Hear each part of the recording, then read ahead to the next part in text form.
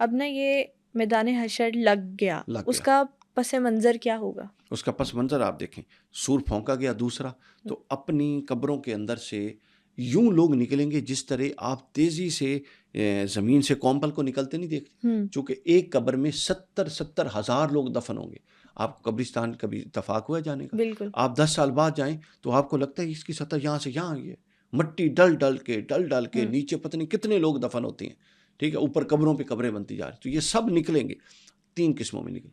حضور نے فرمایا سب جسم کی ہڈی، صلی اللہ علیہ وسلم، اللہ تعالیٰ آپ کے پورے جسم کو اور ہڈیوں کو خاک کر دے گا، لیکن آپ کی جو ریڑھ کی ہڈی کا آخری جوڑ ہے یہ بیک پہ، اس کو محفوظ رکھے گا اور یہاں سے آپ کی دوبارہ تخلیق نو کرے گا۔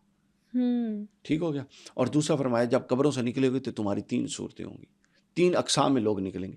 پہلی قسم وہ ہوگی جو نکلتے ہی ان کا اتنا اکرام ہوگا میدان محشر میں کہ ان کو سواریاں دی جائیں گی، سبحان اللہ۔ دوسرے وہ ہوں گے جو اپنے پاؤں پر چلیں گے، اور تیسرے وہ ہوں گے جو اپنے چہروں کے بل چلیں گے۔ حضور نے پوچھا صحابہ نے، یا رسول اللہ چہروں کے بل کیسے چلیں گے؟ فرمایا جیسے اللہ قادر ہے پاؤں کے بل چلانے کا، اسی طرح وہ قادر ہے چہروں کے بل چلانے کا، حتیٰ کہ ان کے چہرے گھسٹتے جائیں گے۔ پوچھا یہ کیوں ہوگا؟ فرمایا یہ ان کے اعمال کی بنیاد پر ہوگا، جو اعمال صالحہ کے بہت زیادہ کرنے والے ہوں گے ان کو اکرام دیا جائے گا سواریاں، چونکہ قیامت یوم کرامت بھی ہے نیکیوں کے، نیک لوگوں کے لیے، تو ان کا اکرام کیا جائے گا۔ تو یوں یہ 3 طبقے 3 طریقوں سے اپنی اپنی سواریوں پر میدان محشر کی طرف جائیں گے۔ اس کے بعد میزان لگے گا جہاں پر اعمال تلیں گے۔ اس سے پہلے کہا جاتا ہے کہ جو انبیاء کرام ہیں سارے وہ اپنی اپنی امت کے ساتھ اکٹھے ہو جائیں گے۔ کچھ انبیاء کرام ایسے بھی ہوں گے جن کے پیچھے 2-3 لوگ ہوں گے، اور سب سے بڑی جو امت ہے وہ نبی کریم صلی اللہ علیہ وآلہ وسلم کی ہوگی۔ جو سب سے پہلے سوال جواب کا سلسلہ ہے، یعنی وہ انبیاء کرام سے شروع ہوگا۔ انبیاء کرام سے سوال جواب کا سلسلہ نہیں ہوگا، بلکہ قیامت کا جب میدان محشر لگے گا تو اب اس ہولناکیوں کو جو لوگ دیکھیں گے، اب تو ایمان بالغیب نہیں نہ رہا، ایمان بالغیب تو یہاں پر ہے، وہاں تو سب دیکھ چکے ہوں گے، قیامت برپا ہو چکی، سور پھونکا گیا، قبروں سے نکلے گیا، اب حساب دینے جا رہے ہیں، ایمان بالغیب ختم ہو گیا۔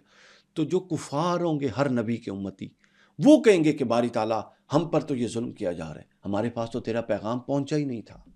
اچھا، تو اللہ پھر وہاں بھی جھوٹ بولیں گے۔ ہاں، اللہ اپنے اس جو یہ شکوہ کریں گے اس کے نبی سے پوچھے گا کہ کیا تم لوگوں نے اپنا پیغام نہیں پہنچایا؟ وہ کہیں گے باری تعالیٰ یہ جھوٹا ہے، ہم نے اپنا پیغام پہنچایا۔ اللہ فرمائے گا اچھا اگر تم نے پہنچایا تو پھر گواہ دو۔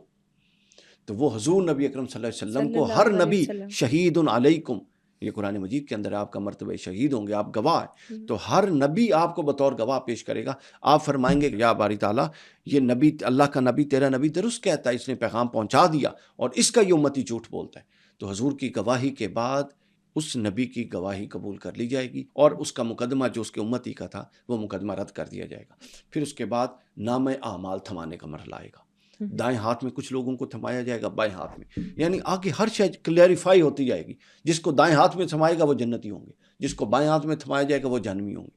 اس کے بعد جب وہ اپنا نامہ اعمال کھولیں گے نا، جس طرح یہ کتاب کھولیں، تو وہ حیران ہوں گے۔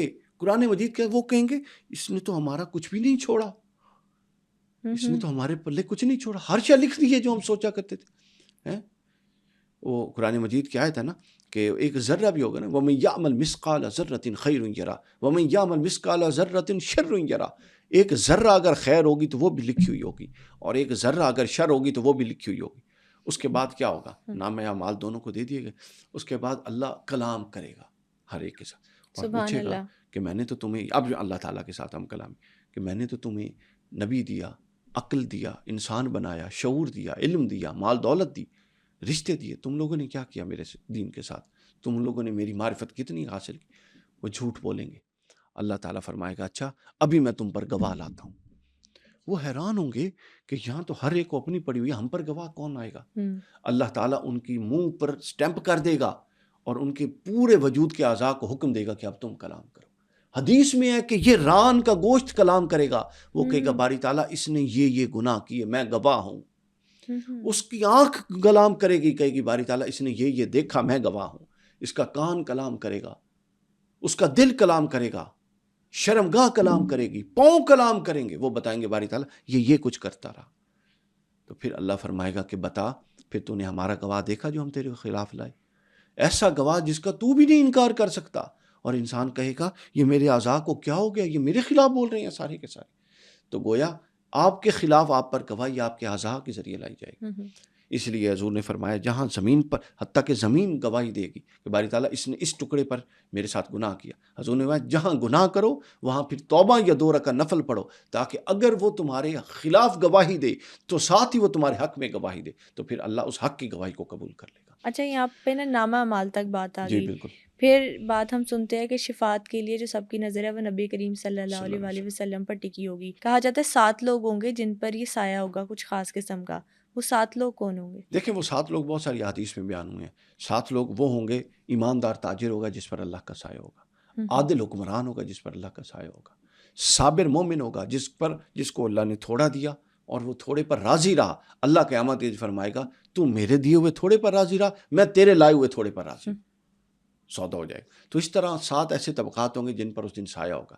اب کیا ہوگا جب ہر نبی کے امتی اپنی انبیاء کے ساتھ موجود ہوں گے تو جو مومنین امتی ہوں گے، کافرین کا تو میں نے اعتراض پہلے بتایا نا، مومنین امتی ہوں گے وہ اپنے انبیاء کے پاس جائیں گے اور انہیں کہیں گے اللہ کے حضور سفارش کریں تاکہ وہ ہم پر یہ آسانی کرے میدان محشر کی سختیوں کو.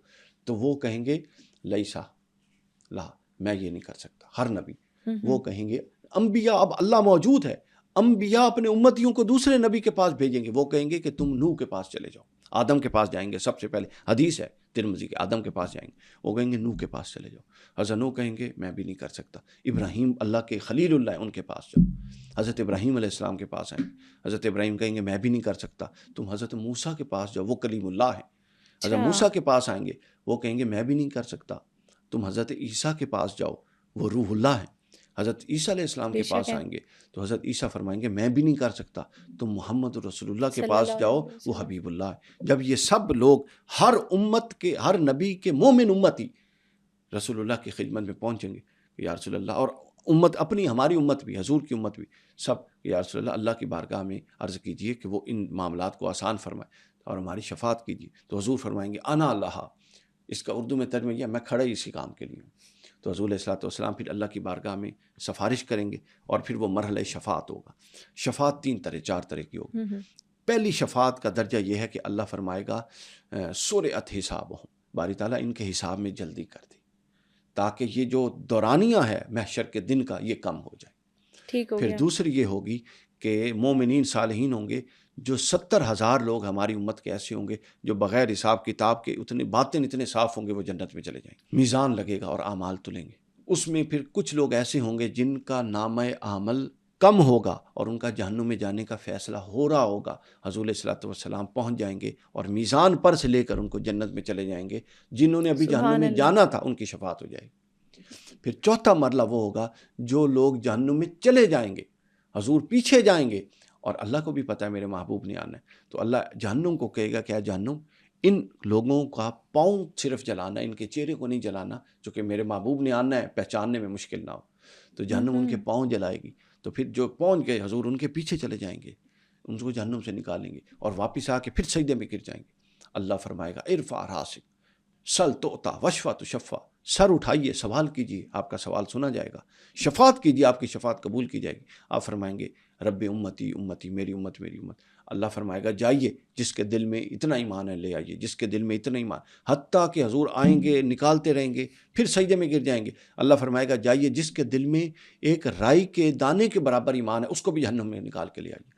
حضور اس کو بھی نکال کے لے آئیں گے. یعنی مسلمان جو ہوں گے وہ الٹیمیٹلی جنت میں داخل ہو جائیں گے. اس کے بعد پھر فرمائیں گے، اب میں بتانے لگا، پھر آ کے سجدے میں گر جائیں گے. اللہ فرمائے گا اے محبوب اب کیا چاہتا ہے؟ فرمائیں گے امتی امتی. اللہ فرمائے گا اب جائیے جس کے دل میں رائی کے دانے کے نصف، آدھے کے برابر ایمان ہے اس کو بھی لے آئیے، اس کو بھی لے آئیں گے. پھر آ کے سجدے میں گر جائیں گے.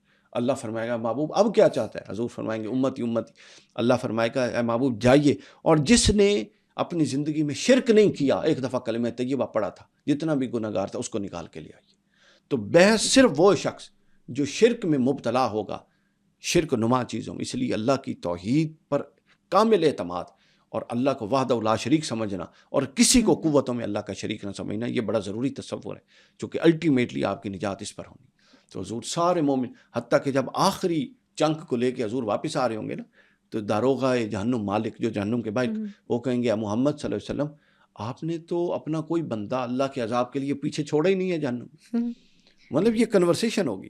تو رسول اسلام مسکرا کے ان کو لے کے آگے چلے جائیں گے، حتیٰ کہ وہ لوگ جن کو جہنم سے لے کے جائیں گے وہ جنت میں جائیں گے، پھر اللہ سے کلام ہوں گے، کہیں گے باری تعالیٰ سبحان اب اللہ۔ جہنم سے جنت میں بلا لیے، اب جنتی ہمارے ساتھ زیادتی کرتے ہیں، کیوں؟ اللہ فرمائے گا، تو حدیث کے لفظ ہیں قال لهم جہنمیون، یہ ان کو جہنمی کہتے تھے جو تھے جنت میں اور جہنم سے شفاعت کے ذریعے آئے تھے، وہ کہتے ہیں جہنمی ہیں جو جنت میں پھر رہے ہیں۔ تو وہ عرض کریں گے باری تعالیٰ اب اگر جہنم سے جنت دے دی تو یہ ٹائٹل بھی ختم کر دے، تو اللہ تعالیٰ پھر حکم دے گا کہ آپ سے کوئی ان کو جہنمی نہیں کہے گا، وہ جنت میں آ جائیں گے۔